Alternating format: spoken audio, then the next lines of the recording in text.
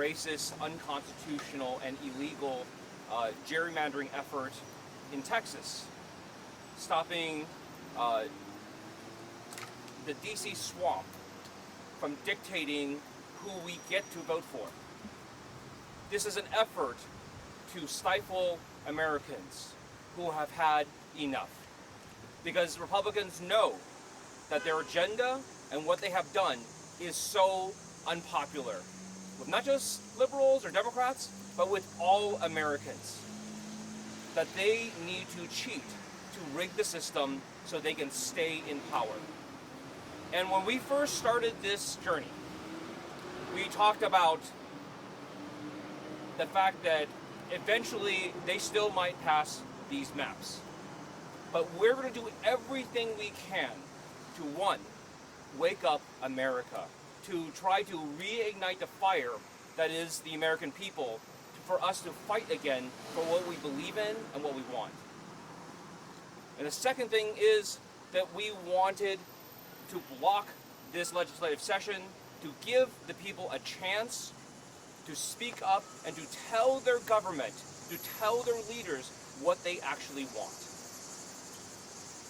When we first talked about it, we thought, and we discussed that maybe it was a kind of a grand, maybe too ambitious or high-minded, that we're going to try to excite other people, to get other people into action, to start a fire in this country that will help take our country back.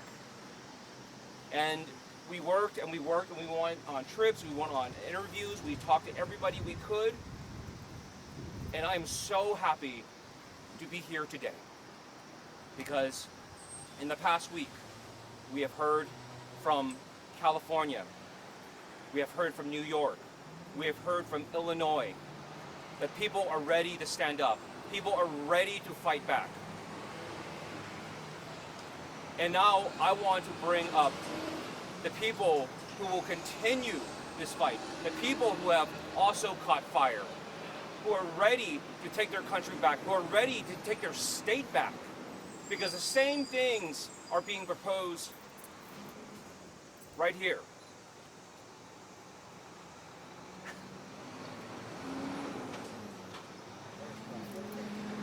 We're right here in Cherish Park talking about MLK Park. We're here at MLK Park to talk about the future of what there is. And we want to bring up people who are also asking for help, just like we're asking for help. That we cannot do this alone.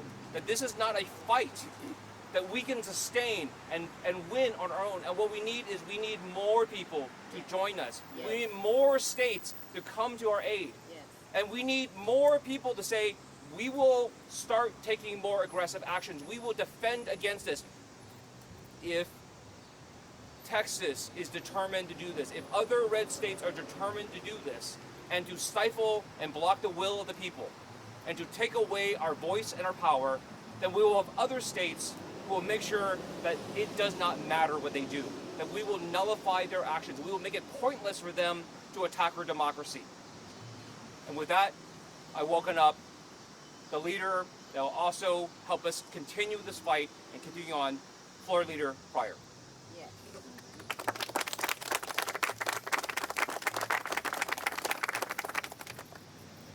Hi, everyone.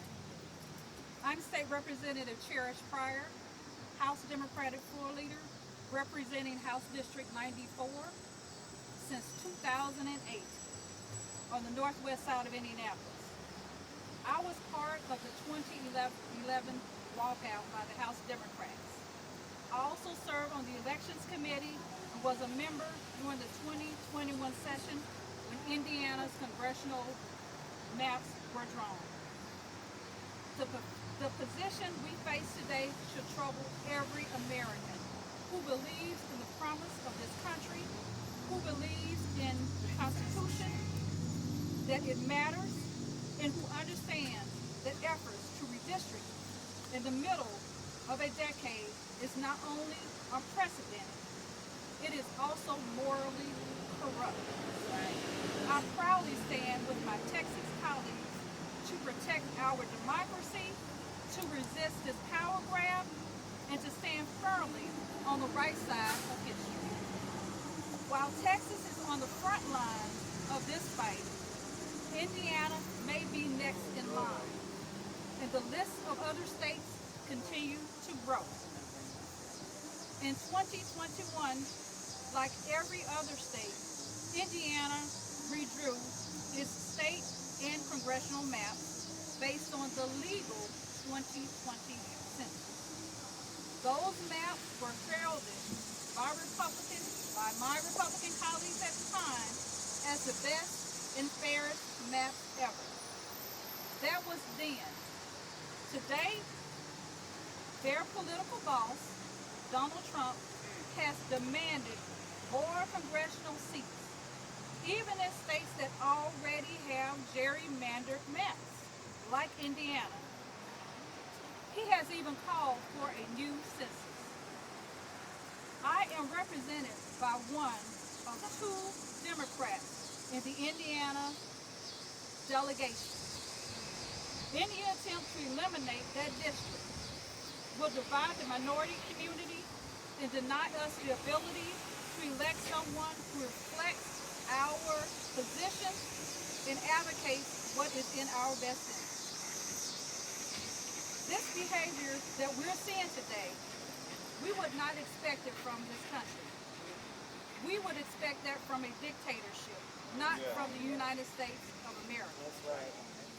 We have always taken pride in our Constitution and what it stands for. It is sad that some in the Republican Party have become so misguided that they value power more than our country, more than democracy, and more than the Constitution. Why are we doing this right now? Because they know their policies are failing. The so-called big beautiful bill is a big ugly mess. Yes. And Americans are starting to feel that impact. They know they can't win with the cards they themselves dealt in these red states. So they're trying to reshuffle the deck in their favor. That's not democracy. That's not democracy at all. That's called cheating. Meanwhile, Americans are struggling at their dinner table to figure out how they're going to pay their bills. And when that table is gone, they'll move to the couch. When the couch is gone, they'll move to the bed. When the bed is gone, they're going to move to the floor. And when the roof over their heads is no longer available, they're going to be sitting outside. Because that is where Republican policies are sending them. Their greatest fear is that Americans are waking up and realizing that Republican policies are not making them better off, it's making them bankrupt. And so, to hold on to their power and to keep Donald Trump happy, they want to redraw the districts in mid-decade. They have tried to discredit the press, and anyone who dares to disagree with them. But Democrats will not stop fighting to preserve our democracy. Right. That is why we are here, and that is why we stand shoulder to shoulder with our Texas Democrats.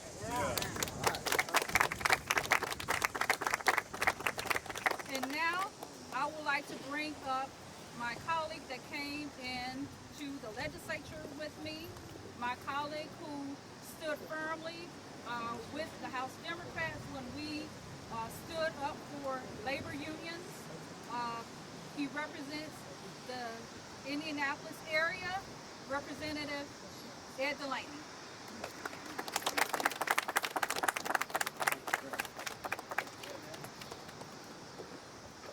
Hi there, I've been told to introduce myself. I'm Ed Delaney from House District 86, north side of Indianapolis. I'm a Democrat member of the Indiana House. And I want to talk to you about two people, one of whom we should glorify and one of whom we should condemn. But before I get to that, let me tell my friends from Texas how glad I am to have you here. And how much it pains me to have to remind you that you've been stuck with a national responsibility. You ran for a seat in the Texas House, and you end up having to go to Chicago to meet with a bunch of Hoosiers.